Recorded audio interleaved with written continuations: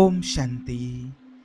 परिवार में किसी एक व्यक्ति की गलती के कारण या उसकी लापरवाही के कारण या उसके अशब्द बोलने से क्या किसी की मृत्यु हो सकती है?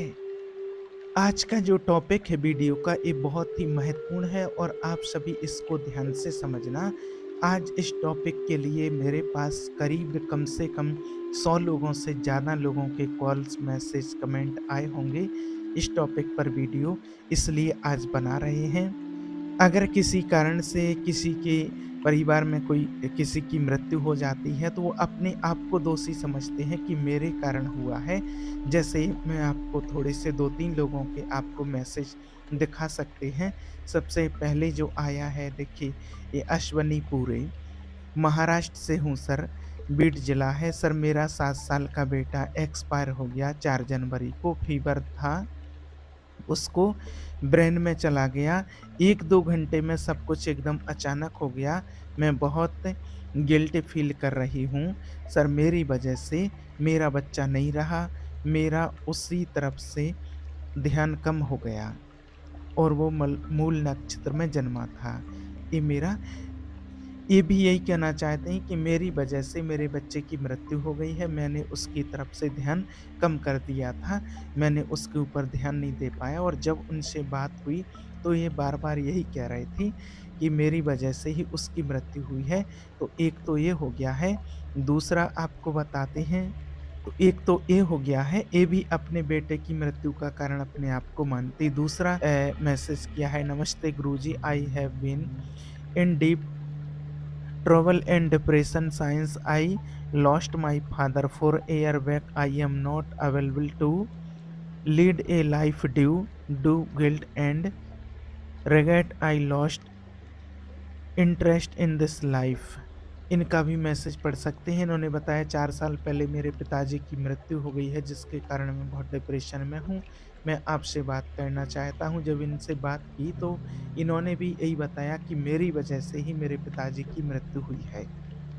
मैंने उन पर ज़्यादा ध्यान नहीं दिया। तो इस प्रकार से ये देखिए, अगर और भी आपको मैसेज बताएँ तो वीडियो काफ़ी लंबा हो जाएगा, इसलिए बहुत लोगों के मैसेज और कमेंट हैं तो सबके तो नहीं दिखा सकते हैं। तो इस टॉपिक पर जो वीडियो बनाने का मतलब है, तो आप सभी बहुत अच्छे से इसको आज ध्यान से समझ लीजिएगा। देखिए, किसी भी व्यक्ति की किसी के कारण मृत्यु नहीं होती है, किसी की गलती से मृत्यु नहीं होती है, ना किसी की गलती होती है। इसमें ना तो जिसने भी कमेंट और मैसेज किया है, देखिए शिविराज जी, ना तो आपके कारण आपके पिताजी की मृत्यु हुई है और शोना बहन जी, ना आपकी बेटी की मृत्यु आपके कारण हुई है, ना भाभी की मृत्यु हुई है और अश्विनी जी, ना आपके पुत्र की मृत्यु आपके कारण हुई है। इसमें आप लोगों का कोई दोष नहीं है। देखिए, मृत्यु का टाइम पीरियड एकदम फिक्स होता है कि उसकी मृत्यु कब होना है। आप चाहते हुए भी आप डॉक्टर के पास पहुँच जाते, समय से पहुँच जाते, कितने ही समय पहले पहुँच जाते, तो भी उसकी मृत्यु का समय निश्चित था और उस टाइम पर उनकी मृत्यु होती। अगर उनकी मृत्यु नहीं होना होता, तो आप डॉक्टर के पास पहुँचते, नहीं पहुँचते, पहले पहुँचते, बाद में पहुँचते, लेकिन उनकी मृत्यु नहीं हो सकती थी। लेकिन जिसका मृत्यु का समय आ जाता है, उसको कोई 1 मिनट पहले भी नहीं बचा सकता है। 1 मिनट तक और वो आत्मा रुक जाए, इस दुनिया में ऐसा नहीं हो सकता है।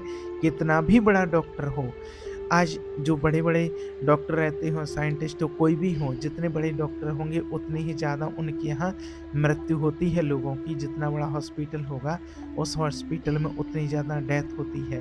तो अगर वो हॉस्पिटल में हैं, तो फिर अगर वो इतने बड़े डॉक्टर हैं, आप मानते हैं कि अगर हम वहाँ पहुँच जाते, तो शायद मृत्यु नहीं होती। तो फिर जिन आज जो इतने पेशेंट की मृत्यु हो रही, उनकी क्यों हो रही है? तो देखिए, जिसकी जब मृत्यु का समय आ जाता है, तो उसकी मृत्यु निश्चित होती है। बस जो मृत्यु आती है, वो किसी न किसी प्रकार से एक उसको बहाना चाहिए। तो आज जिसकी मृत्यु हुई है, उसको एक बहाना मिल गया है और आपको ऐसा लग रहा है कि मेरे कारण ही मृत्यु हुई है और लोग आपको दोषी भी ठहरा सकते हैं, आप अपने को भी दोषी मान सकते हैं कि अरे आप पहले पहुंच जाते, आपने ध्यान नहीं दिया। ये सब कुछ सिर्फ हमें एक बहाना होता है और एक कहने की बातें होती हैं। ऐसा कुछ भी नहीं होता है। आप लोग अपने आप को दोषी मत मानिए। दूसरा जो दोषी मान रही है, जो गुजरात गोधरा से हैं सोना बहन जी, ये अपने आप को बहुत गिल्ट फ़ील कर रही हैं। इनसे बहुत बार बात हो चुकी है और ये अपने आप को बहुत तकलीफ़ में महसूस करती हैं। तो देखिए, अगर मृत्यु नहीं होनी होती आपकी बेटी की, तो आपकी बुद्धि ऐसी हो जाती कि आप किसी न किसी प्रकार से उसको चाहते, आप उससे बात करते, आप उससे प्यार करते, आप घर से बाहर नहीं जाने देते। और अगर उसकी मृत्यु का समय आ गया था, तो आप नहीं, हज़ार लोग मिलकर के भी उनको नहीं रोक सकते थे, क्योंकि मृत्यु जहाँ होनी होती है, व्यक्ति उसी निश्चित समय पर और उसी टाइम पर वहाँ पहुँच जाता है, किसी न किसी प्रकार से वहाँ पहुँचता है। जिसकी जहाँ जिस स्थान पर मृत्यु लिखी हुई है, इसका समय एकदम फिक्स होता है। और आपने जो भाभी के लिए पूछा है, तो भाभी को अगर उसको ठीक होना होता, उनकी मृत्यु का समय नहीं आया होता, ये तो सिर्फ़ एक बहाना है कि उनको दवाई नहीं दिया गया है। उनको टाइम पर दवाई नहीं दिया, इसलिए उनकी मृत्यु हो गई। टाइम पर दवाई तो ठीक है, अगर वो हॉस्पिटल में एडमिट भी होते, चाहे डॉक्टर उनके आगे पीछे भी होते, तो भी उनकी मृत्यु होती, क्योंकि उनकी मृत्यु का समय आ गया था। आज डॉक्टरों की मृत्यु नहीं होती है क्या? डॉक्टर के परिवार वालों की मृत्यु नहीं होती है क्या? उनकी आज ऐसा तो है नहीं किसी डॉक्टर के यहाँ अल्प आयु में मृत्यु नहीं हुई हो किसी की, ऐसा भी नहीं होता है। हर किसी की डॉक्टर के परिवार से मृत्यु होती है, डॉक्टरों की भी मृत्यु होती है। अरे वो तो खुद डॉक्टर होते हैं ना, अगर आप ऐसा मानते हैं, उनको दवाई मिल जाती, समय पर ट्रीटमेंट मिल जाता। ऐसा नहीं, आप बिल्कुल भी ऐसा मत सोचिए। आपके कारण किसी की मृत्यु नहीं होती है, कोई किसी की मृत्यु का दोषी नहीं होता है। आप अपने आप को इस सोच से बाहर निकालिए। आपके कारण किसी की मृत्यु नहीं हुई है, और आप जितना दुखी रहेंगे, आप जितना दुःख फ़ील करेंगे, उतना ही उन आत्माओं को दुःख होगा जो आपके परिवार से छोड़ कर के आपको चली गई हैं। आपने सिर्फ़ एक व्यक्ति को खोया है, आपने एक जना खोया है, लेकिन उसने सब कुछ खोया है। अपनी फ़ैमिली को, अपने परिवार को, अपने पद को, पोज़ीशन को, प्रतिष्ठा को, अपना धन-दौलत, प्रॉपर्टी, सब कुछ, दुकान, मकान, बंगला, उसने सब कुछ खोया है। तो अगर आप दुखी होंगे, तो आपसे ज़्यादा दुःख उस व्यक्ति को होता है।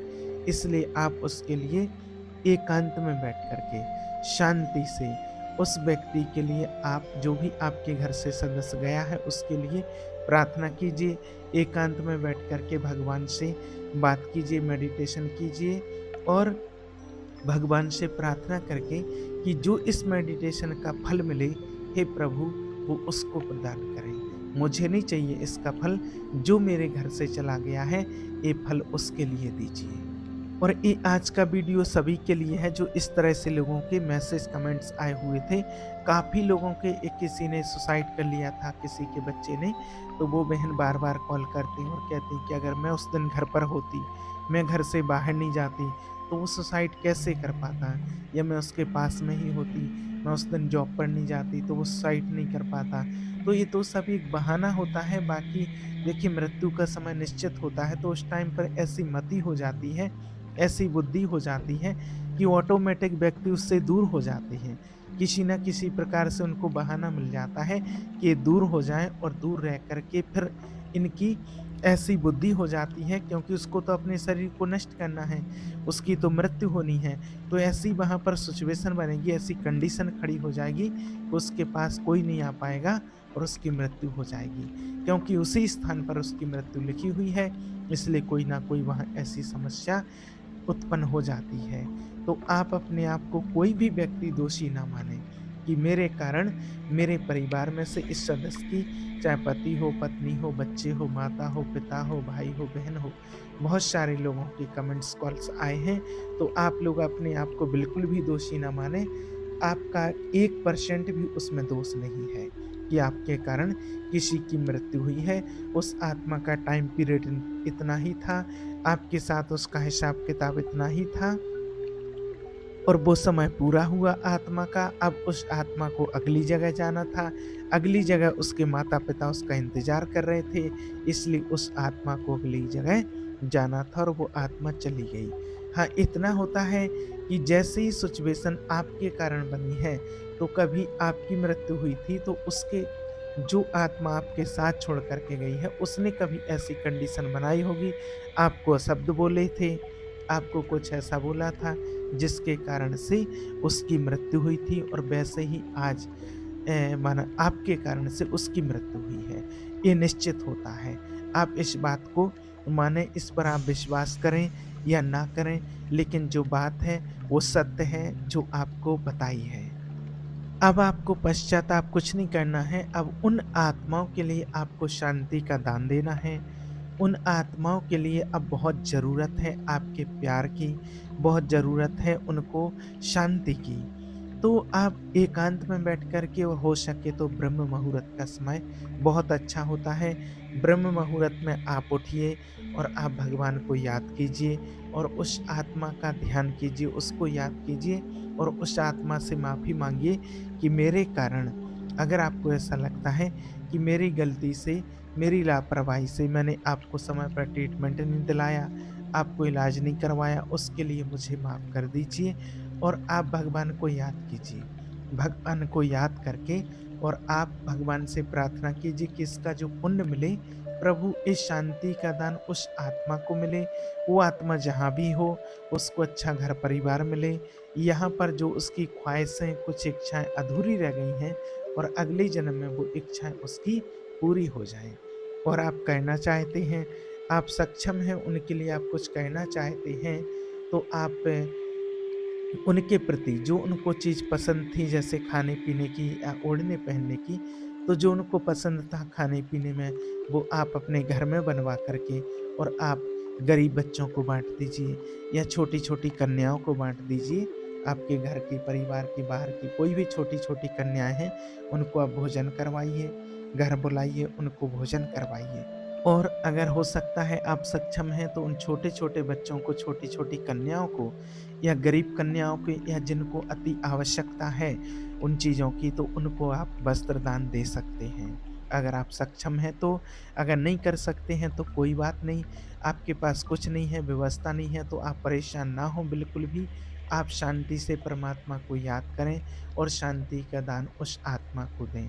आपको बिल्कुल भी रोना नहीं है, आपको ऐसा कुछ भी नहीं करना है। इस बात को आप अपनी डायरी में नोट कर लीजिए कि कोई किसी की मृत्यु का दोषी नहीं होता है और किसी के कारण किसी की मृत्यु नहीं होती है। एक बात और आपको प्रैक्टिकल उदाहरण सहित बता देते हैं कि कैसे व्यक्ति वहाँ पहुँच जाता है जहाँ उसकी मृत्यु होनी होती है। देखिए, एक बार क्या हुआ, भोलेनाथ से मिलने के लिए भगवान विष्णु जी आते हैं गरुड़ पर सवार होकर के। तो गरुड़ जी बाहर बैठे हुए थे और भगवान विष्णु अंदर चले गए भोलेनाथ से मिलने के लिए। उसके थोड़ी ही देर बाद यमराज आते हैं, वो भी भोलेनाथ से मिलने के लिए। अब यमराज जैसे ही आए वहाँ कैलाश पर्वत पर, तो कैलाश पर्वत के बाहर एक चिड़िया बैठी हुई थी, बहुत सुंदर चिड़िया वहाँ पर खेल रही थी। जैसे ही यमराज की नज़र उस चिड़िया पर पड़ी, बड़े गौर से देख रहे थे यमराज उस चिड़िया को। अब ये गरुड़ ने देख लिया। जब गरुड़ देव ने देखा कि यमराज इस चिड़िया को देख रहे हैं और शायद इसको इस साथ में ले जाएँगे, इसकी मृत्यु का समय आ गया है और इसको लेने के लिए आए हैं। अब गरुड़ के मन में ऐसा सवाल उठने लगा, तो फिर गरुड़ ने क्या किया, उसको दया आ गई गरुड़ जी को उस चिड़िया के ऊपर कि इसको मरने नहीं दूँगा। अब गरुड़ जी ने अपने पीठ पर बिठाया उस चिड़िया को और उसको जरा में हज़ारों कोस दूर उसको छोड़ कर के आ गए। उस चिड़िया को छोड़ कर के आ गए और उनको यही लगा कि इसकी मृत्यु नहीं होना चाहिए और हज़ारों कोस दूर बहुत घना जंगल था और वहाँ उस जंगल में छोड़ कर के उस चिड़िया को आ जाते हैं। अब गरुड़ जी वहीं बैठ जाते हैं आकर के कैलाश पर्वत के बाहर, इंतज़ार कर रहे थे भगवान विष्णु के वापस आने का। वो वहाँ से लौट कर के आए और साथ में उनके यमराज भी लौट कर के आए। यमराज जी जैसे ही लौट कर के आए, तो फिर उस चिड़िया को देखा तो वो चिड़िया वहाँ नहीं थी। तो फिर गरुड़ देव ने पूछ लिया कि आप उसी चिड़िया को लेने के लिए आए थे, इसलिए उसको आप देख रहे थे बड़ी गौर से, अब वो आपको यहाँ नहीं मिलेगी। बोले यमराज जी, नहीं गरुड़ देव, मैं उस चिड़िया को इसलिए नहीं देख रहा था कि मैं लेने आया हूँ, मैं तो ये देख रहा था कि इस चिड़िया की कुछ ही पलों में मृत्यु होने वाली है और वो भी यहाँ से हज़ारों किलोमीटर की दूरी पर एक पर्वत है, घने जंगल में, वहाँ उसकी मृत्यु होगी। तो मैं तो ये देख रहा था कि विधि का विधान कैसे बनेगा, इसकी मृत्यु तो हज़ारों किलोमीटर दूर है। एक वहाँ पर एक घने जंगल में लिखी हुई है, लेकिन ये चिड़िया भी यहाँ बैठी है। कुछ ही पल में उसका समय आने वाला है, अब ये चिड़िया वहाँ पहुँचेगी कैसे इतनी जल्दी? लेकिन विधि के विधान को टाला नहीं जा सकता है। तो यमराज ने कहा कि अब मैं समझ गया हूँ कि वो चिड़िया यहाँ नहीं है, तो वो चिड़िया वहाँ पहुँच गई होगी, क्योंकि विधि के विधान को टाला नहीं जा सकता। तो देखिए, इसलिए कहने का भाव यही है कि जो होना है वो होकर रहता है, ये विधि का विधान है, उसको टाला नहीं जा सकता है। जिसका जब समय आ चुका है तो वहाँ वो व्यक्ति पहुँच जाएगा, आप उसके लिए चिंतित नहीं रहिए, आप परेशान मत होइए। गीता में भी लिखा है कि जो हुआ है अच्छा, और जो हो रहा है वो अच्छा, और जो आगे और होने वाला है वो अति और अच्छा होगा, इसलिए आपको परेशान होने की ज़रूरत नहीं है। आप बिल्कुल इस भ्रम से बाहर आ जाइए और परमात्मा को याद कीजिए, उन आत्माओं से माफ़ी माँगिए जो चली गई हैं, और उनको शांति का दान दीजिए। ओम शांति।